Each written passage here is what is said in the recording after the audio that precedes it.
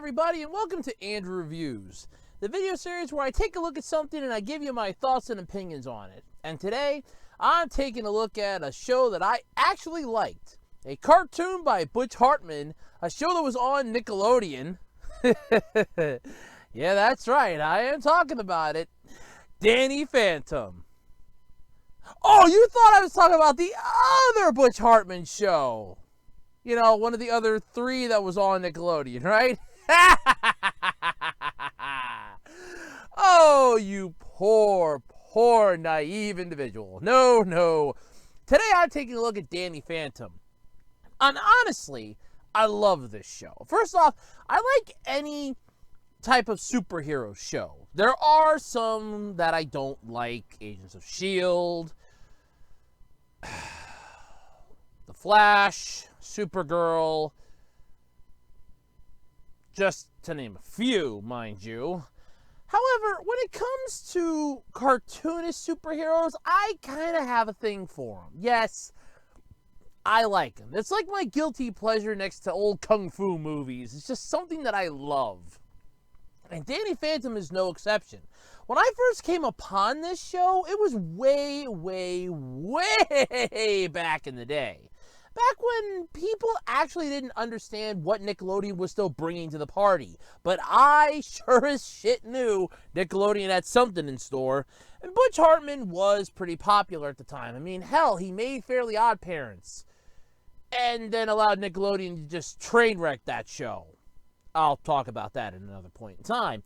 But still, I liked Danny Phantom, and I still do. In fact, to me, it's one of the few shows from the heyday of Nickelodeon that I actually enjoy. And I say heyday as after the coming of age that was the 90s and before they just went to pot. Yeah, Nickelodeon has gone downhill since they've allowed SpongeBob to have a seat of power. Overthrow the little bastard, please. But I digress. I'm not here to bitch about SpongeBob, although I am due for another yearly rant on the yellow bastard. No. I'm here to talk about Danny Phantom. Danny Phantom is an interesting show. It basically tells the story of young Danny Phantom. And I swear to God, if Butch Hartman complains one more time about it being young Danny Phantom, and not yo Danny Phantom, I will scream my freaking head off. Alright? It is yo. Anybody that understands the English dictionary knows that they're doing a rap, and most raps start with yo. Yeah. Yo, it's called Yo Danny Phantom. Screw off. Anyway, the story tells about Danny Phantom, a teenager who lives with his older sister Jazz and his parents. Yeah. And his parents are... Okay, well, his dad, Jack's a complete idiot. And his mom, Maddie, is actually kind of intelligent. But Jack is just a pure freaking idiot. So, what's the whole deal for this thing? Well, Danny's parents created a portal to the ghost world, an alternate dimension. Honestly, that kicks ass. And when they did get it to work right, because, you know, every massive invention in cartoon history has to have an on-off switch somewhere, and just connecting the power cord and seeing some sparks shoot out of it instantly equals failure. Yeah, let's just Wile E. Coyote this bitch, and Danny goes in and, oh look, instantly ends up turning the thing on, getting bombarded with ghost energy. This allows him to become the superhero, or the Haffa, as we were told in episode freaking 2. Or 3, one of the two. I don't remember. I think it was episode 3. Yeah, I think it was episode 3, because each one's 2 things per episode. Or no, it's 1 thing per episode sometimes. I don't know. I digress. I'm getting ahead of myself. I'm getting confused. It's in each show, damn it. But basically, now he has ghost powers, and he uses it to fight the ghosts that escape from the ghost portal and prevent them from destroying his town. He's aided with his friends Tucker and Sam. Tucker is your obvious tech geek weirdo, and Sam is the goth girl that Danny just has a thing for, and she kind of likes him too. More into that in a second. Danny is also aided by his sister after she discovers his secret pretty well on into the series, and is hunted down by one of his classmates who, after getting some gear from Vlad Masters, aka Vlad Plasmius, yeah, that's a neat name, ends up taking on the stalker type role and wanting to kill Danny. She blames him and his ghost form for ruining her life. Yeah, way to go. Yeah, I don't think so. Anyway, Danny has to deal with that while keeping his identity a secret, going to school with the one teacher, I think, in animation history that has a unique way of swearing. Because this is for kids. By the way, my video is not for kids. Instead of just flat out screaming, "What the hell are you bastards doing?" he goes and says the title of a really old book or play, like Lord of the Flies, or something else to that extent. There's an entire YouTube video of him swearing, and honestly, it is the funniest thing you'll ever see in your lives. Just reminds me of my time in middle school, where my class came up with unique ways to swear and not get in trouble for it. It takes me back. But anyway, Danny has to deal with high school life on top of also dealing with his alter arch nemesis. Now, this you would consider, okay, I say alter because he's basically literally the opposite of everything Danny is. Danny is pretty much on the side of good. You're pretty much knowing that. Danny's entire thing is, I'm here to protect the people, whereas Vlad Masters, aka Vlad Plasmius, is basically your, I'm here to enslave and destroy everyone, kiss my ass, go to hell. The guy is a massive Packers fan, as seen in the episode when the Fentons go to his mansion to visit him. It's like he's got all this Packers merchandise, Jazz is confused, and Danny goes, "Don't you understand? He's a cheesehead." To which she goes, "Well, if you're so rich, why don't you just buy the team?" To which Vlad Master says one of the best lines ever next to Rose's line in Power Rangers RPM, where he goes, "Because the Packers are owned by the city of Green Bay and they won't sell them to me." No, I'm pretty sure they probably would back up a couple dump trucks load full of money on their front doorstep. I'm pretty well sure they'll be more than willing to give you whatever you want, Vlad. There's just like a couple dump trucks right up to their front door. I'm pretty damn sure they'll be happy to sell them to you. Just tell them how big of a fan you are of them and everything else, and they'll be more than happy to accept you. Yeah, it'll be great. Yeah. Anyway, Vlad, it turns out, ended up getting exposed to the same ghost energy that Danny did, albeit in a smaller dosage than Danny. Whereas Danny pretty much got bombarded with it all over himself, Vlad got it square in the face, courtesy of a smaller portal that Jack had created, which gave him ectoacne. However, this also kind of gave him the entirety of powers, allowing him to create his own quote-unquote ghost portal and exposing himself, I'm assuming, to more energy to become Vlad Plasmius. With years of training and experience under his belt, he easily mops the floor with Danny.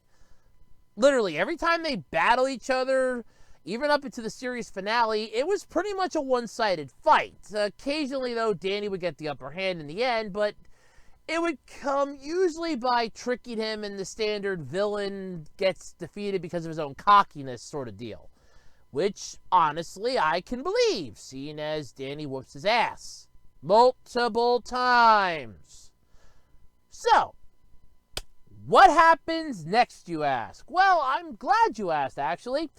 You see, Danny and the others just attempt to go about their everyday lives. Try being the opportune word here. With ghosts and demons and boogie people taking over the place, Danny gets hunted down by multiple ghosts, and a whole cavalcade of other things. Life's just not easy for him. However, his powers continue to grow. Even at one point, he actually gives up his powers, by accident, mind you, or on purpose. I kind of don't remember which anymore at this point. It's been a while. And basically becomes a normal kid again.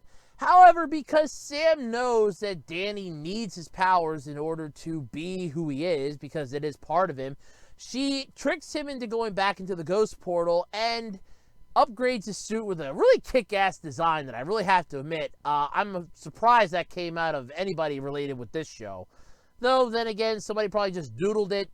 Hartman walked by one day, said, "Whoa, that's cool," threw it onto the character and said, "Hey, it's mine now, thanks." Look, I don't have much respect for the man anymore with current stuff, but as far as Danny Phantom's concerned, that was a good point. And I make it a point with a lot of shows that I watch that I don't dive into deep. Let me rephrase that. I don't dive too deep into the background dealings of the show. If there was something behind the scenes that caused it to get canceled, it's usually public knowledge. But 90% of the time, if it's a scandal or something related to the creator of it, I don't care. And that's mostly because, is it affecting the show that I'm watching? No. Is it just them, the creator themselves? Yes. Okay, fine. I can go about the rest of my life not giving a rat's ass who created the show, just so long as I'm watching the show. So long as there's nothing in the show that's purposely bothering me, and the show still has a decent message, the behind-the-scenes drama can stay behind the scenes and behind closed doors, and I won't care. I'll take a blind eye to that over this. While I'll know it exists, is it going to hinder me watching it? Probably not. A key example of that would be I like Steven Universe, and yes, I am aware of some of the backroom stuff that happened with Steven Universe, especially with Rebecca Sugar. Do I like Powerpuff Girls 2016? Hell no! I like the original Powerpuff Girls, because the original one was way better, and 2016's had some massive issues, one of which included pedophilia. I'm not even joking on that. There's fucking articles about that all over the place. That was Cartoon Network's problem. This was Nickelodeon that handled Danny Phantom. Their main problem is that they don't want to get rid of SpongeBob, but again, I am really overdue for another SpongeBob bitching rant. Oh, well, I digress. Danny Phantom is still a cool show. The final episode, though, was a nice little movie that Nickelodeon did called Phantom Planet. And what ends up happening is that this massive asteroid-like planet is headed towards the Earth. It's comprised of nothing but ghost energy, and the kicker is no ghost can touch it. If they do, they get shocked. It's poison to them. Danny, on the other hand, is pretty much set at this point that he's, the hero. Nothing he does will affect the world. He can stop, the evil ghosts and call it a day. And that's pretty much how the gist of it went. However, when the asteroid's headed to Earth, of course, his secret gets exposed. Well, of course, Vlad Masters exposes himself first in an attempt to, "I am going to save the world, you will all worship and love me, damn it," including Maddie, the girl that I liked back in high school that ended up marrying Jack, the complete idiot. But that's beside the point. "I will save the day, the Masters way." Flies up into the asteroid and gets shocked by it. Realizing that he now can't save the world like he promised, he backs away and runs off like a coward. Danny, on the other hand, whose identity I'm pretty sure at this point had been revealed and just rolls with it and says, "Screw it, who cares?" decides to get all the ghosts from the ghost zone to pretty much come into the real world and help him make the entire planet translucent. Basically intangible, allowing the planet that's headed towards it to literally just go right through it. And that's it. That's the whole basis of the final episode. Oh, and Danny and Sam finally admit they have feelings for each other and fly off into the sunset. It's a touching show. So what about the show makes it so interesting? Well, for starters, you got the gadgets. Now, of course, Jack and Maddie Fenton are your average ghost hunters, so they're gonna have some Ghostbuster-esque weaponry here. Danny doesn't use a lot of it, but is more than happy to pretty much go to town with the Fenton Thermos, which honestly is pretty damn cool. Using it with his ghost powers allows him to capture, well, the ghosts that he's defeated and stick them back into the ghost portal. It's actually really cool.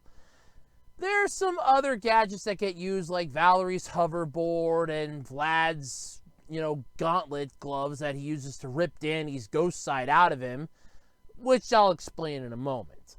Still, it's not a bad show for that part, but the characters in some instances can sort of screw you to the wall.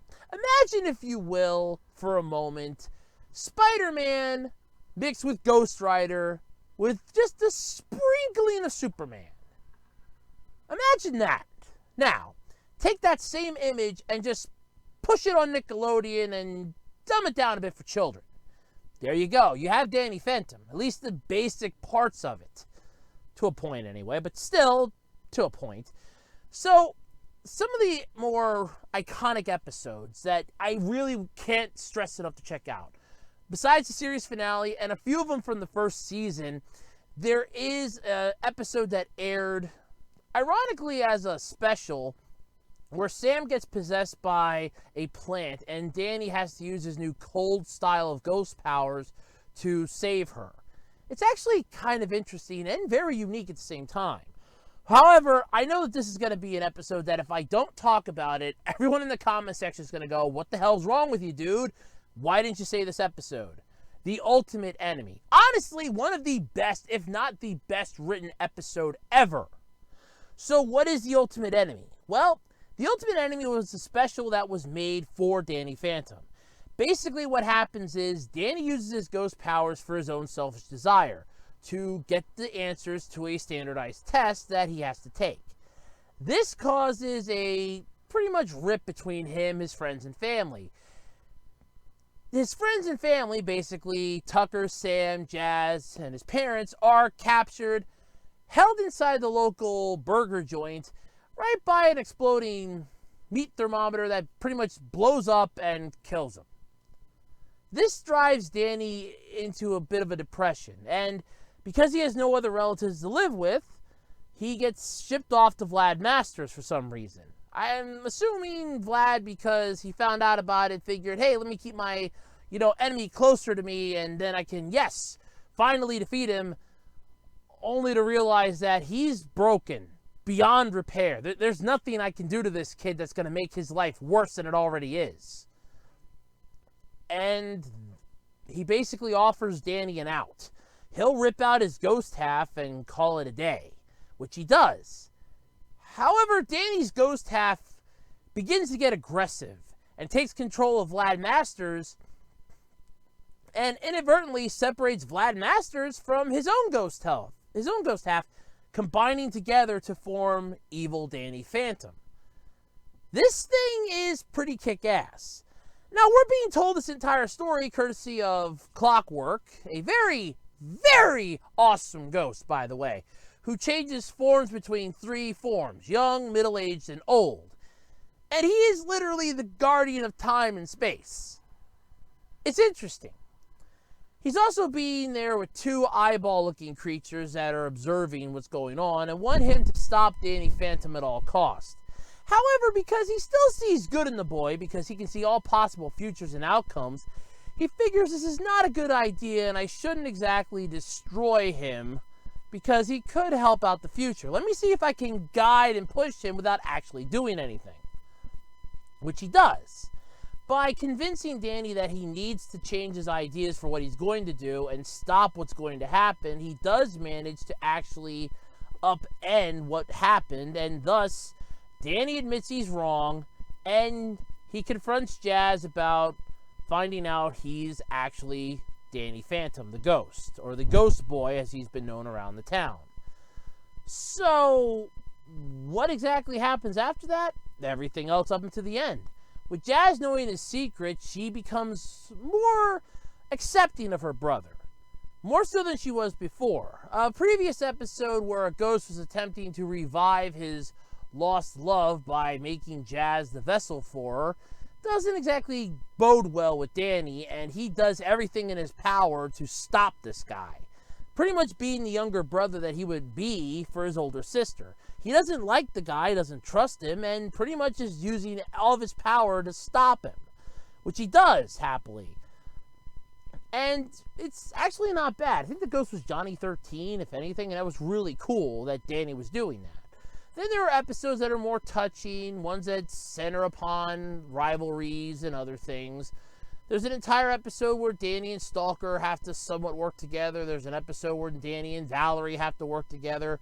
You have the warden of the ghost jail, the box ghost, which is one of my favorite lame-ass villains in this. And then you, of course, have, what the hell was that one? There was a computerized ghost that was really funny. And then there was like this little ghost. It was called Lunchbox. It was the lunch lady ghost and the box ghost got together and had a kid. And it was just so funny. It's like, that was their kid. The lunchbox ghost. She just controlled lunchboxes. It was so funny. Oh. But I digress. If you ever get a chance to watch Danny Phantom, I highly, highly recommend checking it out. It is worth your time. It is worth the effort. And that introduction song just kicks so much ass and takes so much names, I can't even joke about it. It is hilariously good.